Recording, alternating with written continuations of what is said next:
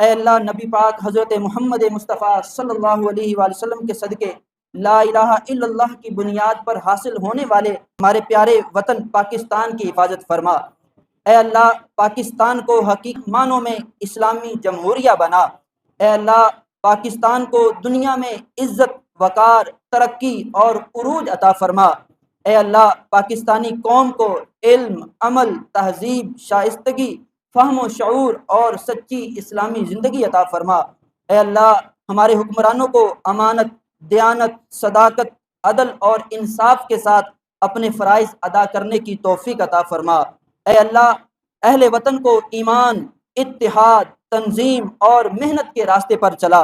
اے اللہ ہمارے وطن کو ہر قسم کے فتنہ و فساد، بد امنی، دہشت گردی، انتشار اور اندرونی بیرونی خطرات سے محفوظ فرما۔